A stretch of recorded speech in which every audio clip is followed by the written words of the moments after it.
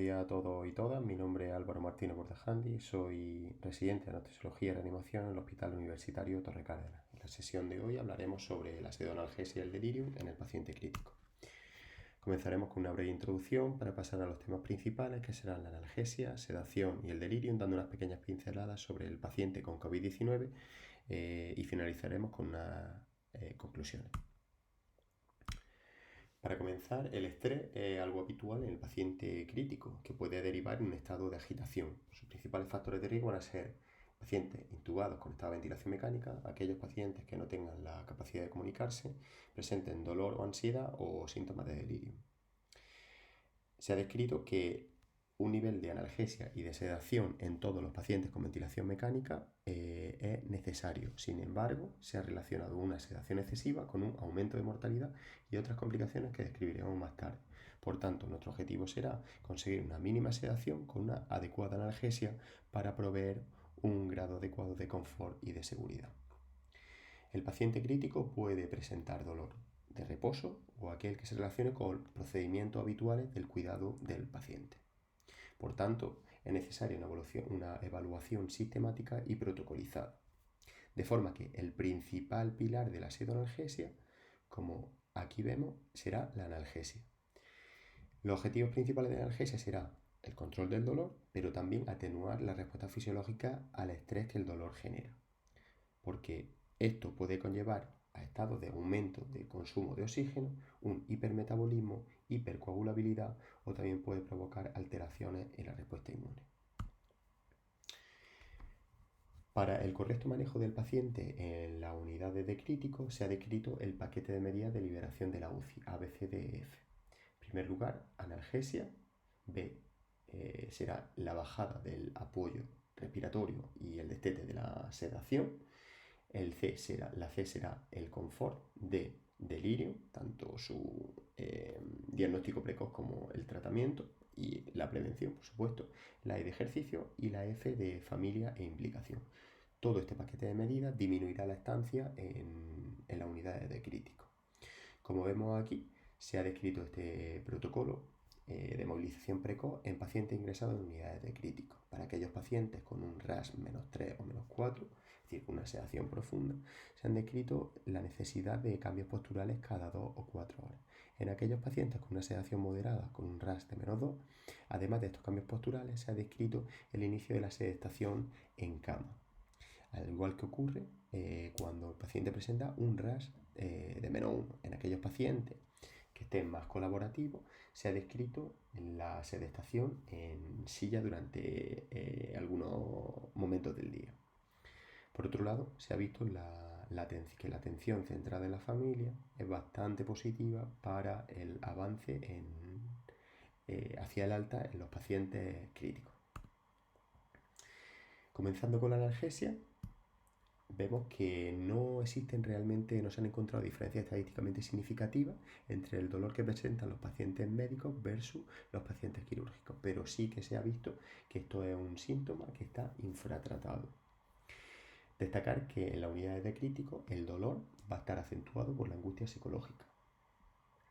El concepto de dolor relacionado con la asistencia sanitaria es bastante importante conocerlo, ya que este es el que ocurre por la exploración médica que se realiza todos los días, los cuidados enfermeros, cualquier tipo de procedimiento invasivo o los traslados intrahospitalarios. Destacar que la ventilación mecánica per se será indicación de opioides mayores. Por tanto, ante todo esto todos estos eventos se ha descrito la necesidad de premedicar con analgesia al paciente para mejorar el estado ventilatorio y el estado hemodinámico, porque se ha descrito que el dolor agudo va a implicar un estrés psicológico y fisiológico, conllevando una serie de complicaciones tanto a corto como a largo plazo. A corto plazo, empeoramiento del shock, aumento del consumo de oxígeno. También a medio plazo empeorará la evolución de la rehabilitación y a largo plazo aumenta la incidencia de dolor crónico, aumenta el consumo de opioides, el estrés postraumático y por ende la mortalidad. Dejamos aquí una imagen de la escala de RAS para que posteriormente la tenga un poquito más presente conforme vayamos avanzando en la sesión. Entonces, ¿Cómo evaluamos el dolor en las unidades de crítico? Pues bueno, se ha descrito la necesidad de evaluar el dolor cada 2 o 3 horas y utilizaremos herramientas diferentes en función del estado de sedación de nuestro paciente. En aquellos pacientes que preserven capacidad comunicativa se han descrito varias escalas, entre ellas la escala visual numérica de 0 al 10. Un dolor significativo en esta escala será aquel en el que el paciente describa tener un dolor de 4 o más puntos. En aquellos pacientes que no estén comunicativos pero no presenten una sedación profunda, es decir, podemos evaluar actitudes y comportamientos, está descrita, entre otras, la escala de comportamiento BPS. Y por último, en aquellos pacientes con una sedación profunda, es decir, un RASS de -4 o -5, tendremos que utilizar diferentes herramientas objetivas, ya que no podremos utilizar escalas validadas. Por un lado, utilizaremos, como puede ser la pupilometría para valorar la midriasis relacionada con el dolor, el SPI y otra herramienta en estudio como el ANI y el NOL. También se ha descrito la importancia de tener en cuenta lo que nos comente la familia y ha llegado en la visita para ajustar la analgesia. Destacar que las variables fisiológicas, como pueden ser la frecuencia cardíaca, tensión, no son indicadores fiables para valorar la intensidad del dolor. Sí que servirían como un signo de alarma para nosotros utilizar herramientas validadas para la evaluación del mismo. Pues bueno, un breve algoritmo de la analgesia en el paciente crítico, un poco resumiendo lo que hemos visto anteriormente.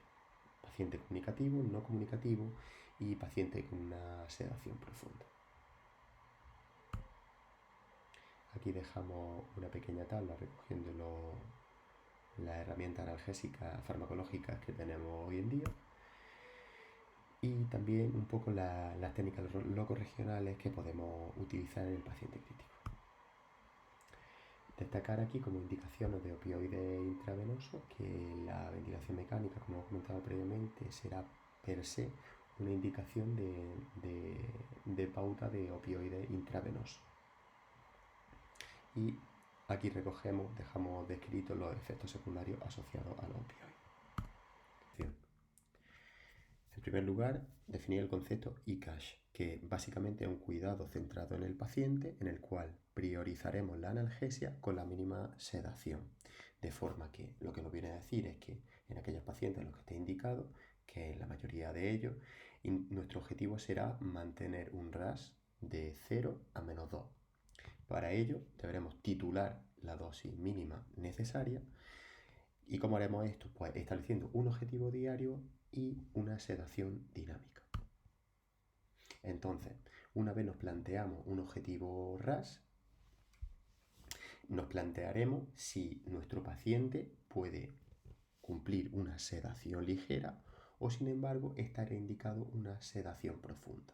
¿Cuándo estaría indicada una sedación profunda? Pues en diversos casos, como pueden ser estatus epiléptico, hipertensión intracraneal, insuficiencia respiratoria aguda grave, que estén indicados el uso de relajantes neuromusculares o una hipotermia terapéutica, como puede ser después de una parada cardiorrespiratoria.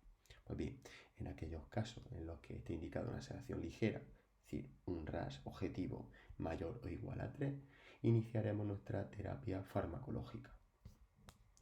Si alcanzamos el objetivo deseado, reevaluaremos cada 4 a 8 horas.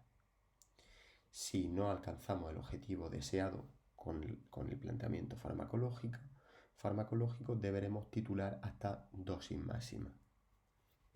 De forma que una vez alcanzada dosis máxima, si no conseguimos un RASS objetivo, podremos asociar un segundo fármaco. En el caso de la sedación profunda, pues tendremos un RASS objetivo de -4 o de -5, que, como veremos posteriormente, será necesario monitorizar con BIS. Y de la misma forma, nos plantearemos si hemos alcanzado el objetivo. En caso de que no sea así, avanzaremos hacia dosis máxima. Y en caso de que hayamos alcanzado dosis máxima, nos plantearemos aumentar la terapia con más fármacos. En caso de que se haya alcanzado el RASS objetivo, pues bueno, iremos reevaluando por turno. Lo iremos desarrollando posteriormente. Destacar que la sedación profunda, incluso cuando se utiliza en las primeras horas de ingreso, se asocia con un aumento de la mortalidad, un mayor uso de vasopresores, una mayor incidencia de polineuropatía del paciente crítico y de delirio. Las causas de una sedación excesiva van a ser una analgesia inadecuada y, por otro lado, una monitorización del dolor no adecuada. Para evitar un exceso de la sedación, se ha descrito la interrupción diaria de esta sedación y protocolos con escalas validadas pasadas por enfermería. Como vemos, los efectos adversos de una sobresedación son múltiples. Pues bien, ¿cómo monitorizaremos la sedación en el paciente crítico? En primer lugar, destacar que, de nuevo, las variables fisiológicas como la tensión arterial, la frecuencia cardíaca, no van a estimar la profundidad. Entonces necesitaremos escalas validadas. En aquellos pacientes en los que nuestro grado objetivo sea mayor o igual a 3, es decir, una sedación moderada a ligera, podremos valernos de la escala RASS que tenemos aquí abajo y presentamos anteriormente. Pero en aquellos pacientes en los que esté indicado una sedación profunda, RASS -4, -5, y en aquellos pacientes en los que esté indicado el uso de relajantes neuromusculares, necesitaremos alguna herramienta objetiva para guiar la sedación. En este caso, nosotros planteamos el uso del BIS, teniendo en cuenta que esta herramienta puede estar artefactada por el uso de algunos fármacos, como puede ser la ketamina o la desmedetomidina, pero teniendo en cuenta que, a pesar de ello, estas herramientas objetivas van a disminuir la incidencia de sobresedación. Pues bien, una pregunta interesante sería si existe la tolerancia y la abstinencia en la sedación. Pues bueno, la respuesta es que sí, sobre todo en aquellas sedaciones prolongadas en las que se utilicen fármacos como benzodiazepina u opioides. En estos casos se estaría indicada una reducción gradual del fármaco, sobre todo si se ha utilizado esta farmacoterapia durante más de 7 días. Para prevenir la aparición de tolerancia o abstinencia, pues bueno, pues para ello se han descrito herramientas como la monitorización y la evaluación del nivel objetivo de la pseudoanalgesia de forma regular. Por otro lado, será muy importante prevenir y tratar el delirio. ¿Cómo hacemos todo esto? Pues bien, con la siguiente estrategia. Se ha descrito que podemos realizar una combinación de fármacos, el uso de una analgesia multimodal incluso con anestesia locorregional, el uso de fármacos alfagonistas como la desmetomidina, a lo que podríamos añadir la vía oral con fármacos como la clonidina. Además, el uso de la sedación dinámica nos aportaría bastantes beneficios. Y para finalizar, pues el uso de varios fármacos sinérgicos entre ellos pues podría disminuir este fenómeno de tolerancia o abstinencia. Destacar de nuevo que el uso de benzodiazepina o opioides se relacionan con una mayor aparición de abstinencia.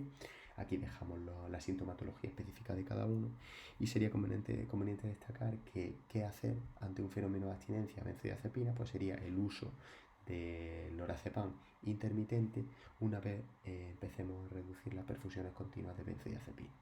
En el caso de que aparezca abstinencia a opioides, pues sería interesante utilizar un equivalente vía oral de acción larga y también se podría añadir un alfa-2 agonista como la clonidina o la desmetomidina, que nos ayudarán en el destete. Dejamos un poco las tablitas de la farmacología de la sedación, con mecanismo de acción, dosis, la farmacocinética y diferentes efectos adversos de cada uno. Y pasaríamos a hablar de la sedación inhalatoria y de su indicación.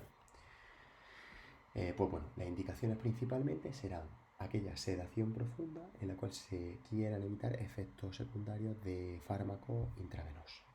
También estará indicado en el estato asmático o en el broncoespasmo que dificulten una ventilación mecánica. También estará indicado en la sedación difícil a pesar de dosis máximas de fármacos intravenosos como puede ser el propofol. Una sedación muy prolongada que queramos evitar fenómenos de tolerancia de taquifilaxia, sobre todo estará indicado cuando pasemos los 5 días. En aquellos pacientes en los que necesiten una valoración neurológica diaria, pero en los que pacientes que el propofol no fuese capaz de mantener un nivel de sedación deseado. También estaría indicado a la sedación inhalatoria en aquellos pacientes con estatus epiléptico que precisen sedación profunda, en aquellos pacientes que requieran neuro y cardioprotección, sobre todo tras parada cardiorrespiratoria.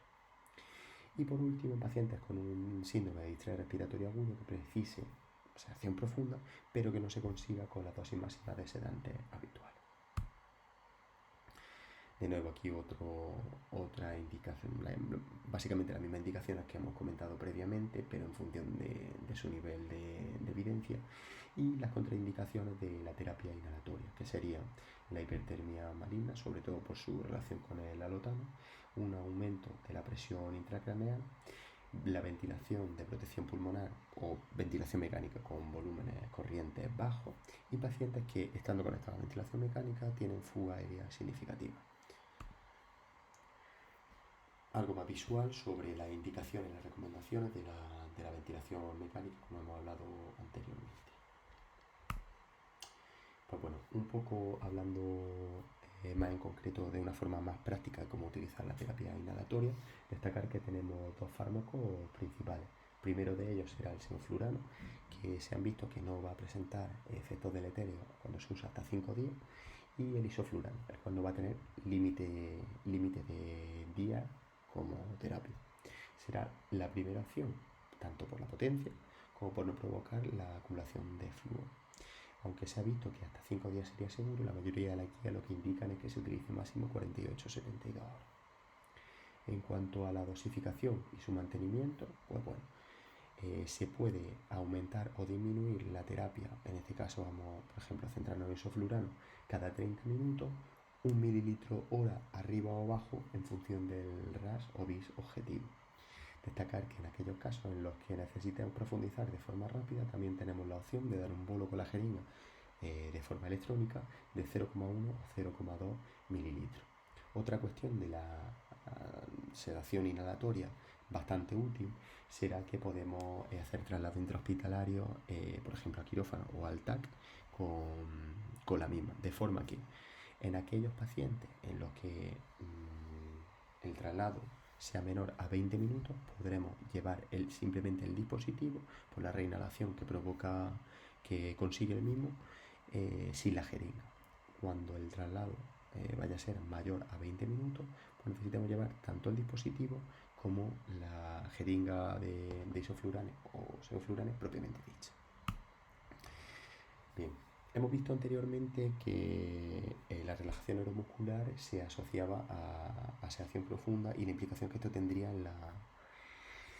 en la monitorización de la misma. Pues bien, destacar que las indicaciones de relajación neuromuscular en el paciente pseudoanestesiado será en los casos en los que exista una mala adaptación a la ventilación mecánica o una hiposemia a pesar de ventilación mecánica. También estará indicado en los escalofríos, en la hipotermia terapéutica, un estato asmático, hipertensión intracraneal grave, en los que la sedación profunda no sea suficiente para prevenir picos de aumento de la presión intracraneal, la hemoptisis, patologías con un aumento del tono muscular, como puede ser el síndrome neuroléptico maligno, cualquier procedimiento terapéutico o invasivo que lo requiera, pacientes en los que se requiera una prevención exhaustiva del volutrauma o de la telestrauma, ya que la relajación neuromuscular no va a aportar un aumento de la compliancia de la pared torácica, y también en aquellos pacientes en los que exista hiperinsuflación dinámica. Pues bueno, también, un poco relacionando con lo que hemos comentado anteriormente, la hiposemia sería indicación per se de relajación neuromuscular, ya que disminuye el consumo de oxígeno y el gasto por distrés, aumentando por ende la presión arterial de oxígeno. También, por último, estará indicado en la hipertensión pulmonar grave. Recordad que en el estatus epiléptico no estará indicado el uso de bloqueantes neuromusculares, ya que nos puede enmascarar posibles crisis convulsivas. En esta situación estará indicado, eso sí, en caso de intubación orotraqueal o asincronía grave con el respirador. Dejamos un poquito la farmacología, de nuevo las tablas de la farmacología de la relajación neuromuscular, con las distintas peculiaridades de cada fármaco.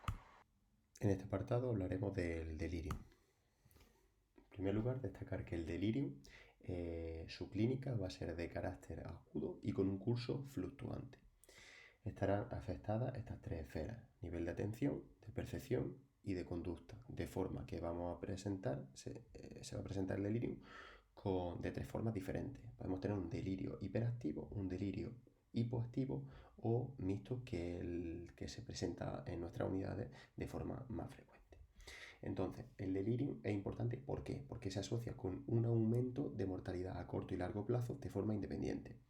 También se asocia a un aumento de los días de ventilación mecánica, un aumento de la estancia en unidades de cuidados críticos y finalmente con un deterioro cognitivo al alta. Hay una serie de factores predisponentes y precipitantes en cuanto al delirium. Factores predisponentes serán varón mayor de 65 años que previamente esté en tratamiento con múltiples fármacos psicotropos o polimedicado con antiarrítmicos o fármacos anticolinérgicos. También el deterioro cognitivo previo o la demencia, un factor predisponente para la aparición de delirium en el ingreso. Por otro lado, tenemos los fármacos desencadenantes, los factores desencadenantes. Por un lado tendremos las enfermedades neurológicas primarias como el ACV o la hemorragia intracraneal, y por otro lado los fármacos que se prescriban durante la estancia en la unidad de crítico. En primer lugar, destacar el uso de los benzodiazepinas, los anticolinérgicos, pero también el uso de analgésicos en general y antiinflamatorios no esteroideos. También será muy importante, como hemos visto previamente, la privación de drogas, de fármacos o de alcohol. Entonces, ¿cómo valoramos el delirium en las unidades de crítico? En primer lugar, tendremos que valorar el nivel de sedación y comprobar si el paciente responde a estímulos verbales. ¿Esto cómo lo haremos? Pues con la escala RASS. Entonces, en segundo lugar, valoraremos el estado confusional con un método para una herramienta válida para ello. Entonces, ¿qué planteamos? Lo que se plantea es el uso de la escala CAM-ICU. Recordar que esta escala, que sería el Confusion Assessment Method en unidades de crítico, va a utilizar la escala RASS para su guía inicial. Y están indicadas en todo paciente con RASS de -2 a +4. Destacar que en cuanto a las escalas de delirium, servirán para detectarlo, pero que ninguna de ellas va a cuantificar la gravedad del mismo. Entonces, como hemos dicho, una vez tenemos claro que tenemos un paciente con un RASS de -2 a +4, valoramos el estado confusional con la escala CAM-ICU, y este algoritmo es bastante sencillito y claro, y nos ayudará, nos simplificará bastante la tarea. En primer lugar, debemos discernir si el paciente ha presentado un cambio agudo o un curso fluctuante del estado mental. En caso de que sea que sí, pasaremos a la siguiente pregunta: si el paciente está inatento. Aquí nos da una serie de pautas, como puede ser apretar la mano cuando se diga la letra A al deletrear una palabra. En tercer lugar, veremos si presenta una alteración del nivel de conciencia, teniendo como base la escala RASS. Y por último, veremos si existe pensamiento desorganizado. Aquí otro algoritmo que sería una alternativa a lo que hemos descrito en la anterior diapositiva. Y por otro lado veremos la importancia de la prevención y el tratamiento del delirium. Esta prevención se va a basar en 4 pilares fundamentales, que van a ser el tratamiento, en primer lugar, de la causa subyacente, medidas de soporte, pautas de tratamiento ambiental y tratamiento sintomático. El objetivo del tratamiento va a ser controlar rápidamente el comportamiento del paciente y mantenerlo, para así mejorar la alteración cognitiva. Por un lado, tendremos la prevención y tratamiento no farmacológico, que será tanto más importante que el farmacológico. El tratamiento no farmacológico se va a basar en un control exhaustivo del dolor, una disminución del ruido y contaminación acústica y lumínica, favorecer un ambiente seguro y confortable, un correcto estado nutricional, un respeto del descanso y del sueño nocturno, favorecer el acompañamiento por familiares siempre que sea posible, la movilización precoz y un uso correcto de la medicación. Fármacos a evitar, como hemos visto previamente: benzodiazepina, anticolinérgicos, opioides, meperidina, antihistamínicos, corticosteroides y neurolépticos. Sobre todo, ¿en qué tipo de pacientes? Pues pacientes de alto riesgo, que van a ser pacientes ancianos, drogodependientes o con erolismo crónico, con depresión y con otros estados mentales.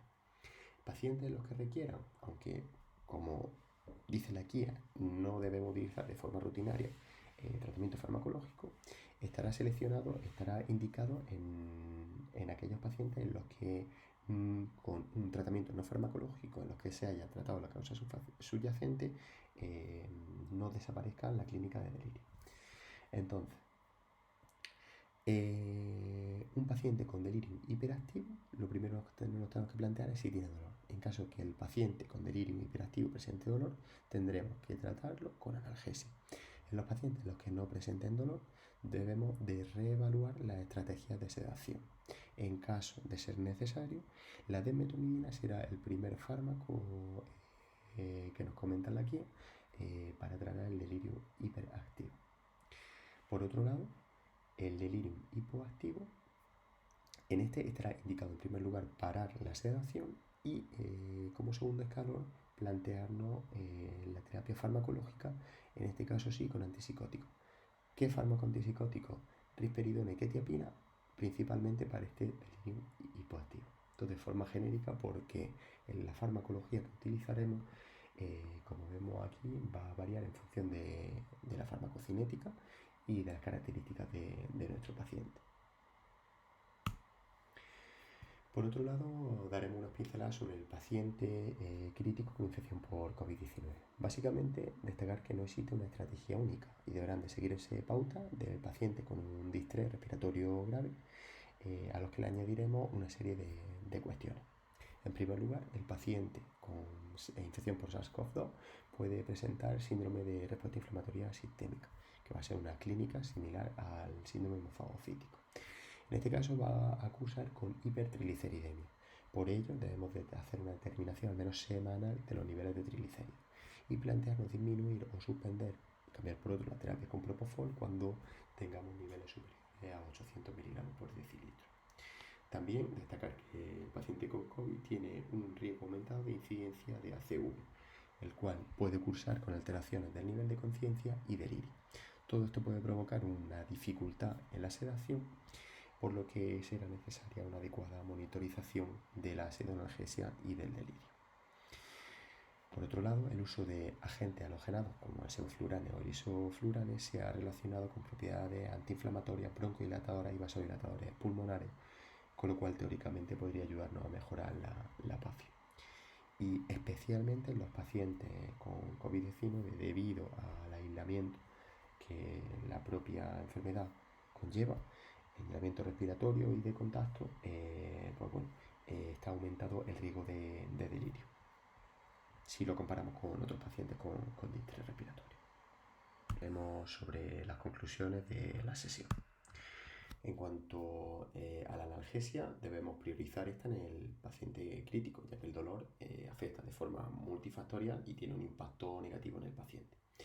El uso habitual de escalas de dolor va a disminuir la dosis de opioides y de sedantes. Los pacientes críticos padecen dolor moderado e intenso, tanto de reposo como asociado a procedimientos invasivos. Analgesiar antes de sedar. El objetivo debe ser evitar las infusiones continuas prolongadas. Para ello hay que hacer una evaluación diaria del dolor y una adaptación dinámica de la dosis y también de la vía de administración. Se debe administrar analgesia previa a cualquier procedimiento. La elección del fármaco debe tener en cuenta el perfil farmacológico, la disfunción orgánica y los efectos secundarios del fármaco, así como el tipo de dolor. Por último, debemos pensar siempre en una analgesia multimodal. Debemos valernos de bloqueo de nervio periférico y de tratamientos no farmacológicos. En cuanto a las conclusiones sobre la sedación, es importante la monitorización de la profundidad de sedación en el paciente clínico, con escala validada como RASS. En aquellos pacientes en los que tienen como hemos visto previamente, una sedación profunda, necesitaremos herramientas objetivas como el BIS. Se recomienda hacer uso, siempre que la situación clínica lo permita, de una estrategia de sedación ligera. Y en aquellos casos en los que se precise una sedación profunda, se recomienda el empleo de una monitorización objetiva para evitar la sobresedación.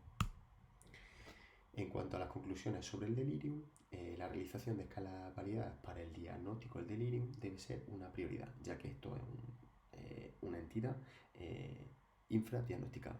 La forma más frecuente es el hipoactivo respecto al hiperactivo, aunque en conjunto el mito será el más frecuente en las unidades de pacientes críticos. El tratamiento no farmacológico será uno de los pilares fundamentales como medida preventiva. Se deben evitar el uso de sujeciones mecánicas. El objetivo de tratamiento farmacológico va a ser el control rápido del comportamiento del paciente y mejorar la alteración cognitiva. Por otro lado, en casos de delirium hiperactivo o mixto, después de tratar la causa y modificar los estímulos ambientales, en caso de que no hayamos conseguido su control, estará indicado el uso de metomidina asociado al haloperidol y o propofol en función de la gravedad de la agitación. El fármaco, en caso de delirium hipoactivo, el fármaco indicado serán los antipsicóticos. En último lugar, considerar el uso de antipsicóticos típicos en pacientes que precisen dosis altas de haloperidol para el control del delirium o cuando hay un mayor riesgo de desarrollar efectos adversos extrapiramidales o cardíacos por el perfil de este fármaco. Si queremos cierto grado de sedación, debemos valorar olanzapina o risperidona. Dejamos aquí unos pequeños algoritmos sobre lo que hemos tratado durante la sesión.